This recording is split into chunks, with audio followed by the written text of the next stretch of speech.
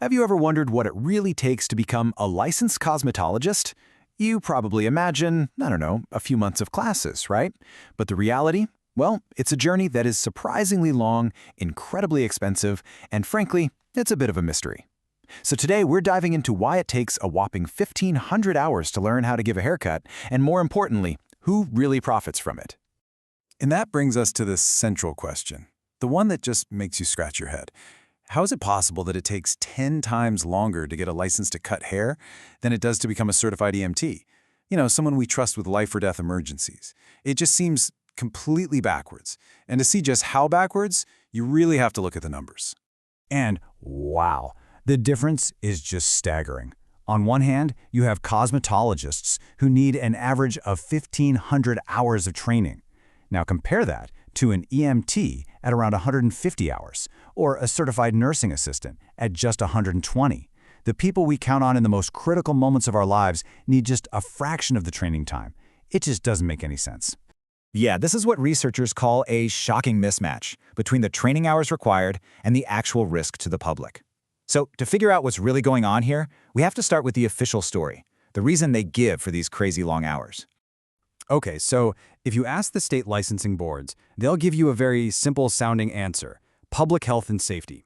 The argument is that all those hours are essential to protect you, the customer, from things like chemical burns or infections or unsanitary tools. And look, on the surface that sounds pretty reasonable, right? But let's dig just a little deeper. So let's put this whole safety argument under the microscope for a second. If 1,500 hours is truly about protecting all of us, you'd think that the vast majority of the school curriculum would be focused on, well, safety. But this is where the official story really starts to crack. Because when you actually break down what they're learning, studies show that only about a quarter of it, just 26%, is actually dedicated to health and safety. The other 74%, that's all aesthetic and commercial skills. Things like advanced coloring techniques or how to run the business side of a salon. You know, stuff that's important for a career, sure, but it's not exactly life or death. And this brings us right back to that core contradiction, which researchers put pretty bluntly. If this is really all about safety, the numbers just don't add up. Not even close. I mean, this table says it all. The work an EMT does carries a high risk to public safety. A CNA, moderate to high. But a cosmetologist, researchers classify their risk as low. And yet, their training hours are astronomically higher. So if the long hours aren't really about safety, then what are they about? Well, to get to the real answer, we have to do what investigators always do in these situations. You follow the money. And this is where the whole mystery really starts to unravel. First thing to know, those 1,500 hours, they're not free. They're not even cheap. The average tuition for one of these programs is over $16,000. That's a massive hurdle for anyone trying to get into this field. And all that tuition, it often turns directly into debt. The typical graduate walks away with nearly $9,000 in federal student loans. So after all that time, after all that debt, what's the payoff? Well, 4 years after they graduate, their median earnings are just a little over $20,000 a year. Think about that. Your debt is almost half of your entire annual income. That is a really tough financial hole to climb out of. So why are the programs so long and so expensive in the first place? Well, the secret actually lies in a federal rule called Title IV eligibility. You see, for a school to be able to accept federal student aid, we're talking Pell Grants, student loans, the whole shebang, its programs have to be a certain length, and the magic number is often 900 clock hours. So this creates a huge financial incentive for schools to make their programs as long as possible, because it means they can get the maximum amount of federal money for every single student who walks in the door. But hold on, the schools themselves don't actually set these hour requirements. That power belongs to a totally different group, the industry gatekeepers. So, who are these people? It comes down to a concept called regulatory capture. Now, it sounds complicated, but the idea is actually super simple. It's what happens when the very people who are supposed to be regulating an industry for the public good are actually from that same industry. It's like letting the fox guard the henhouse. Instead of protecting the public, their decisions often end up protecting themselves. And in the world of cosmetology, you see this everywhere. Let's just take Mississippi as an example.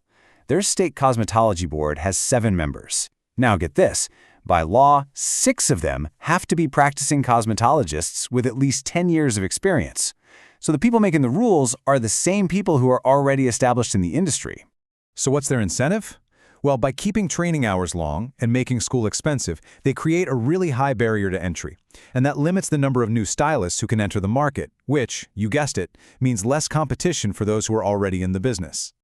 So now we have all the pieces of the puzzle, right? We've got a flimsy safety argument, some really powerful financial incentives for the schools, and industry insiders making all the rules. It's a system that works out great for the schools and the boards, but it might just be on the brink of a huge change. So there you have it. The mystery is pretty much solved. It's this self-perpetuating cycle. The state boards, run by industry insiders, keep the training hours artificially high to limit competition. The beauty schools love the long hours because it lets them suck up the maximum amount of federal aid. And who gets caught in the middle? The student, who's left with tons of debt and pretty low wages. But just when you think that's the end of the story, here comes the plot twist. A brand new set of federal regulations is coming down the pipeline that could literally change everything. For the first time ever, these rules are going to hold the schools financially accountable for how their graduates actually do in the real world.